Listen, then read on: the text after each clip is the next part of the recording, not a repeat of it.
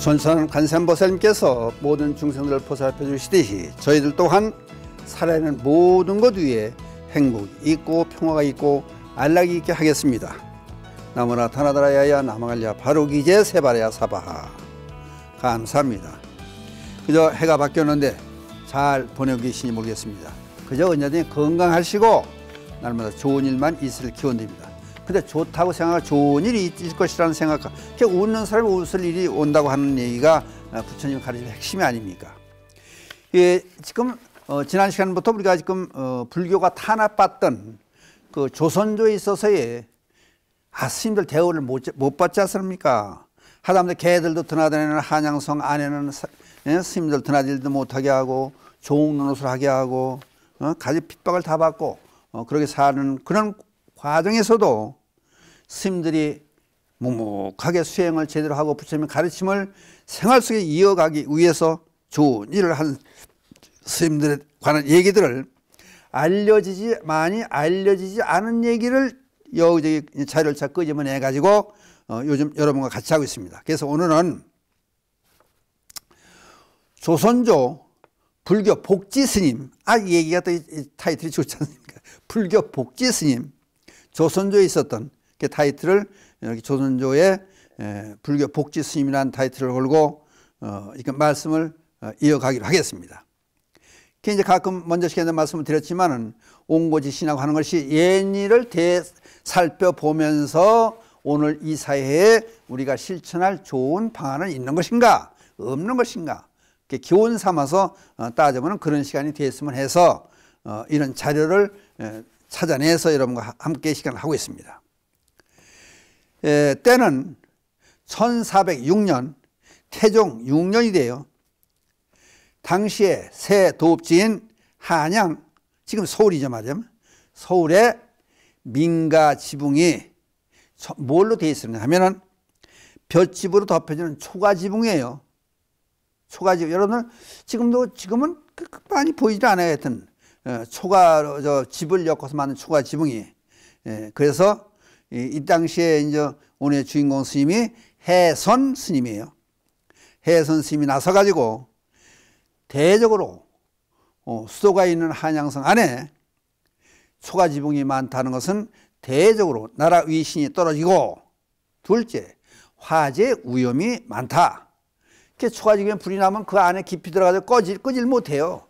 위에 물만 뿌려봤자 겉에만 스치고 속에서는 계속 맺히고 타들어가요. 초가지붕이. 그러니까 이거를 안 되겠다 싶어서 해선 스님께 나서 가지고 지붕 개량 사업을 하겠다. 정부에서 못하는 일을 스님이 나서신 거예요. 핍박받는 스님의 대접도 못 받는 종 같은 그런 천한 취급을 받아가면 그 와중에서 해선 스님이 지붕 개량 사업에 뛰어들어요. 그래서 그러면 기와를 구워서 공급하는 일을 자청해서 내가 하겠다. 그래서 기와를 구워서 팔아서 그 이득금으로 이제 돈 주고 기와 올리는 사람도 있을 테고, 그러니까 기와 팔아서 그것을 기본으로 자금을 삼아서 내 10년 안에 이 한양성 안에 있는 민가집을 모두 기와로 다 덮어버리겠다. 다 기와집으로 개량하겠다. 이런 서원을 세우시고 조정의 기와구을 별료 그러면 별도로 된 가마, 기와를 구워내는 가마가 이게 설치가 필요하니 이걸 하게 해주시오. 그래서 조정현 스님의 건의를 받아들입니다. 해선 스님을 하여금 이제 별료 기와 굽는 일과 지붕 개량 사업을 관장하도록 해요. 그래서 이제 그러면은 혼자만 할 수 없으니까 다른 사람은 자기 생업에 종사하고 가족을 거느리고 살아야 되니까 전국의 스님들을 전부 뽑아가지고 그 일을 함께 해나가기로 해요. 근데 이게 이제 관가에 있는 조정에 있는 대신들은 저희들은 양반이라 전부 기와집에 살잖아요. 그게 힘들어서 할 필요가 없다 생각하는 거지.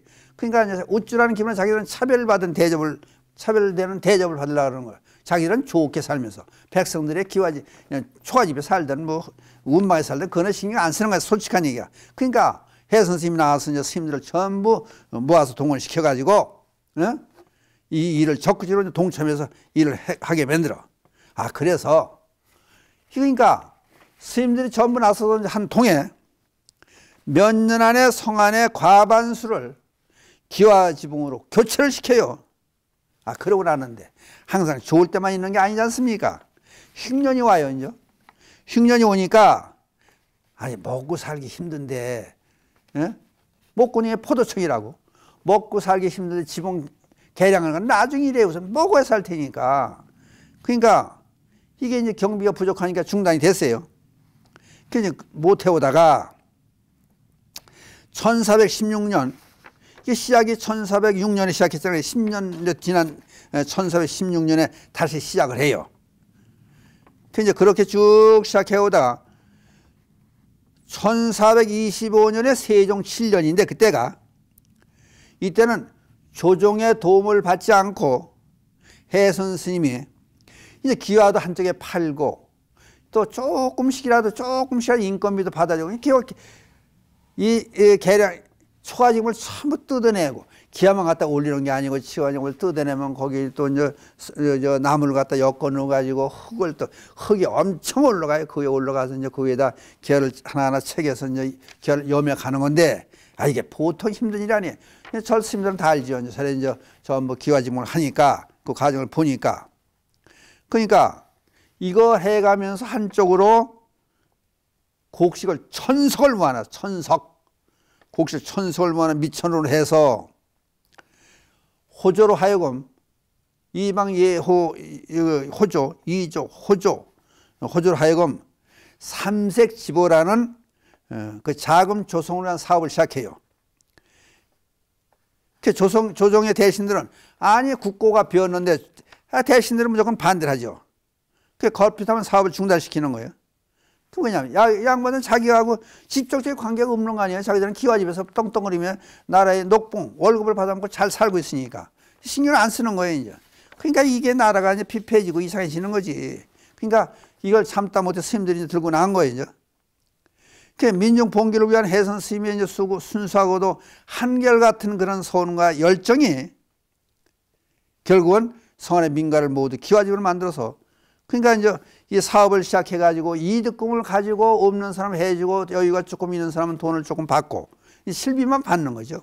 그래서 스님들은 이제 봉사하는 차원에서 민가를 모두 기와집으로 만들어 초가지붕을 올리는 백서의 노고를 덜고, 초가지붕 하려면요, 옛날에 요새 사람들은 모를 거야 아마. 사람들이 쭉 마당에 앉아가지고 대개 이제 농사 짓고 나서 방아 찌고 나서 지붕을 초가지붕을 몇 년마다 한 번씩 새로 여러분들 이용이라고 알아요? 볏짚으로 이렇게 전부 엮어요.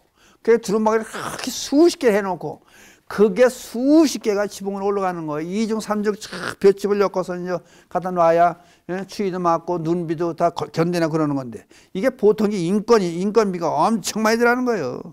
그래서 이제 이용을 얻고 집을 엮어가지고 이제 그렇게 하는데, 그러다 보니까 겹겹이 쌓이다 보니까 이제 화재 이제 위험을 없애는 것이 이제.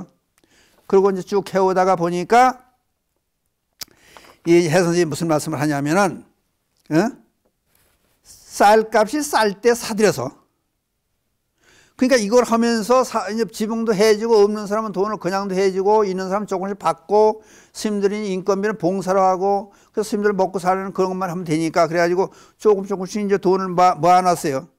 모아놔가지고 기금을 만들어 놓은 거예요.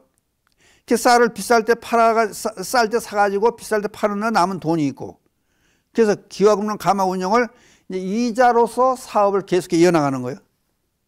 그래서 혜선 선생님이 복지사업의 계속성을 보장하는 현명한 방안을 내놓아서 정부의 복지 정책을 관찰시켜. 그러니까 정부에도 이걸 자극을 줘가지고 복지 정책을 관찰시켜서 조선 초기 아주 위대한 스님으로 이름이 나요.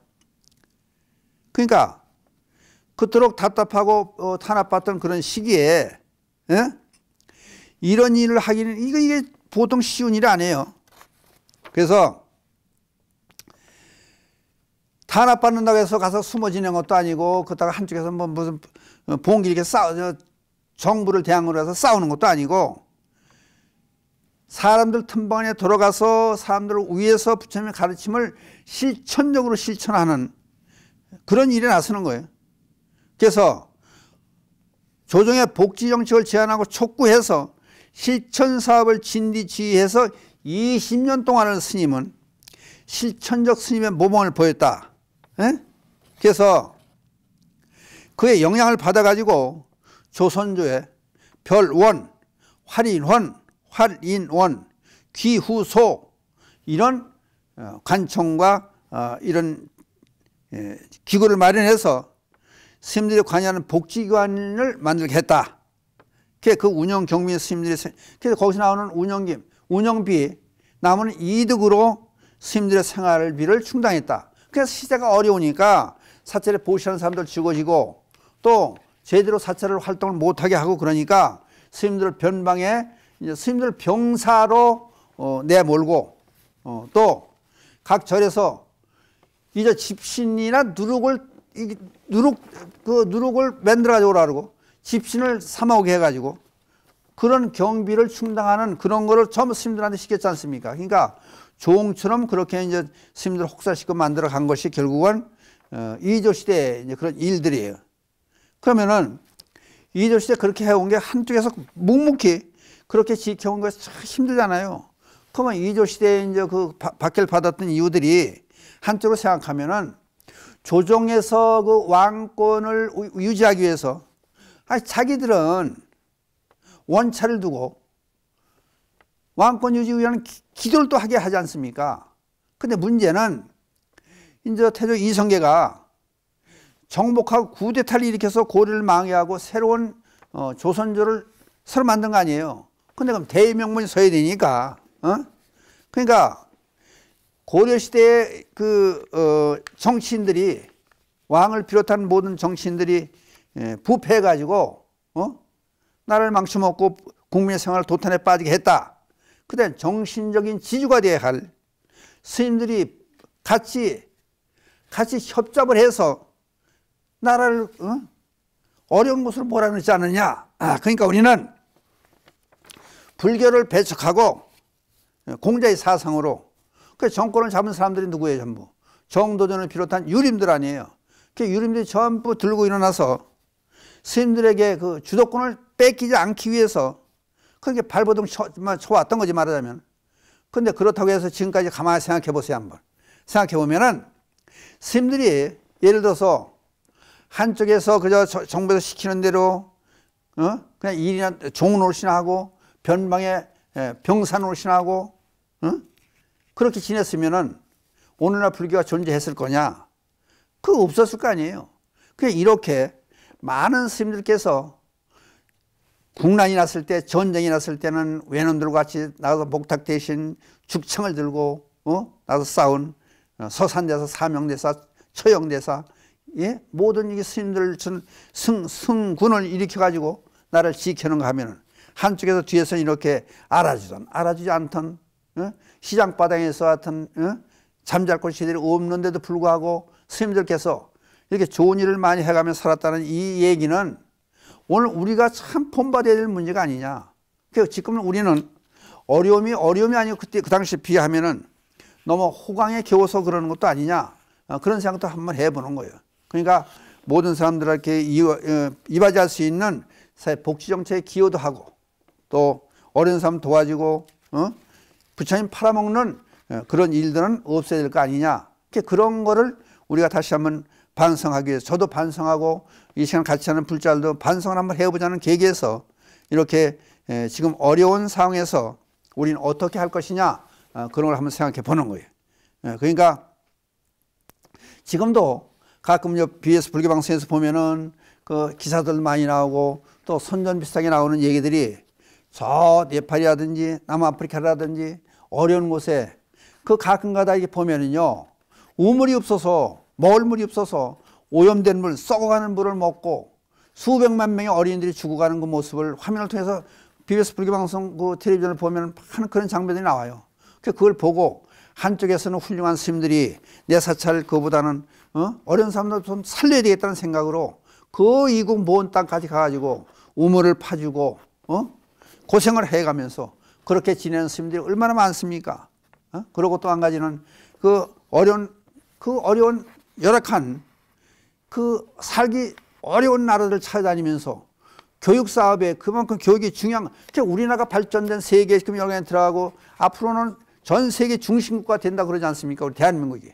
그 근본 원인은 교육열이 높았기 때문이 아니냐. 근데 그 원인을 학자들은 그렇게 얘기해요.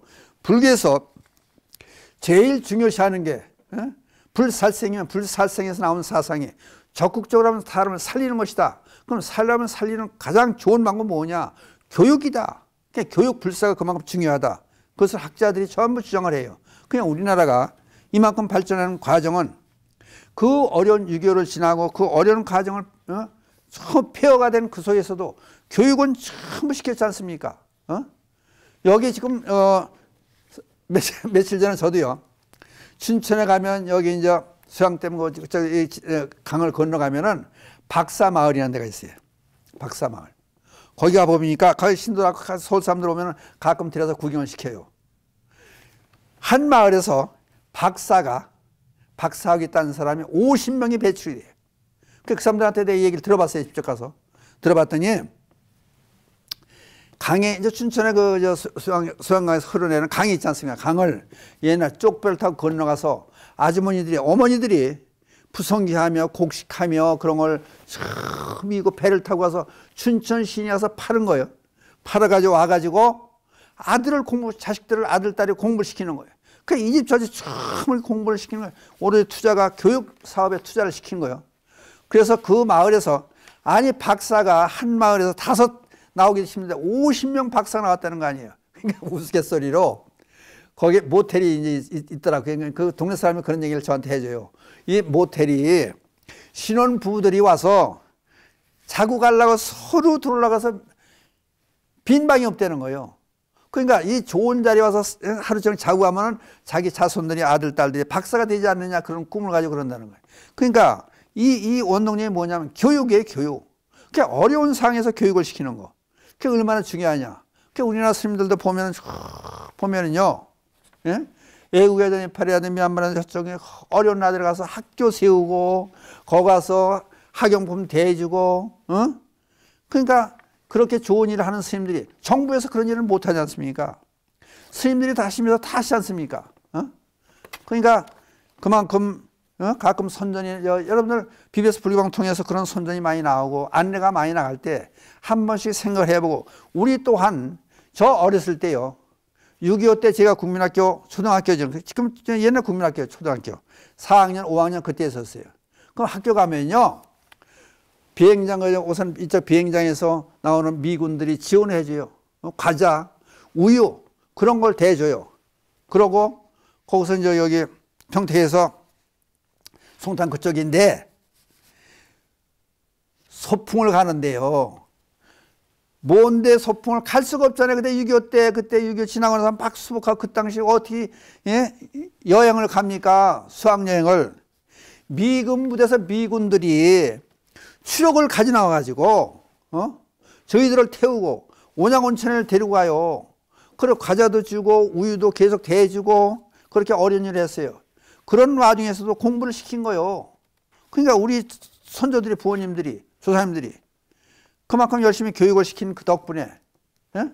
우리나라가 이만큼 발전이 되고 세계 열강에 들어갈 수 있었던 것이 교육의 열이 아니냐. 그러니까 그거는 바로 불교의, 예? 불교의 살생에 반대하는 적극적인 방생에 살려주는 교육의 사업이 그만큼 중요하다. 그러니까 여러분들도 주변에서 새해를 맞이했으니까 방생 그러면은 오늘 이 말씀을 듣고, 예, 주변에서 조카 새끼도 좋고 또는 이웃애들도 좋고 어려운 학생들한테 장학금을 준다든지, 저도 가끔 장학금을 군청에 내주고 그래요. 그러니까 장학금을 내준다든지 공부를 시킨다든지 그렇게 할 수 있는 그런 계기가 있으면 얼마나 좋겠느냐. 지금은 오늘은 이조 시대 얘기를 이제 이유로 들어서 설명하는데, 지금 현재도 이렇게 훌륭한 스님들께서 얼마나 많이 좋은 일을 하고 있느냐, 전 세계적으로 좋은 일을 하고 있느냐, 이제 그거를 예를 들어 말씀드립니다. 또 한 가지는 신도들 중에서 대학 교수로 있는 신도들이 여럿이 있습니다. 그러면 그게 이제 크게 이름나지 않은 그 학교에서 동남아 이쪽에 전부 돌아다니면서 학생들을 유치해 와서 교육 학교를 계속 유지시키기 위해서 그렇게 애를 쓰는 모든 이유들이 배움이 그만큼 중요하다. 그러니까 부처님께서 평생 그렇게 말씀하셨던 가르침이 그만큼 중요하다. 그냥 그거를 우리 불자들은 뼈저리게 느끼고 이번 기회에 불교 공부 열심히 하고 부처님의 핵심의 가르침이 뭐냐? 그걸 한번 생각해보는 그런 계기가 됐으면 좋겠어서 이렇게 어려운 시기에 자선 사업을 하고 민중 속에 뛰어들어서 봉사활동하는 스님들이 누가 알아주든 알아주지 않던 그 나쁜 대접을 받아가면서 그렇고 지금 오늘날까지도 스님들이 그걸 이어받아서 전 세계적으로 그렇게 좋은 일 하는 모든 스님들께 박수를 보내며 불교의 좋은 점을 이런 때 한번 생각해 보시고 이걸 들으시는 분들은 다른 종교와 비교될 수 없게끔 불교의 스님들께서 이렇게 훌륭한 일을 하시고 명맥이 이어지게 만들어 온 그 스님들에게 박수를 보내면서 우리 본받아야 되지 않느냐 그런 입장에서 오늘 이런 말씀을 드렸습니다. 이상으로 오늘 말씀 마치겠습니다. 감사합니다.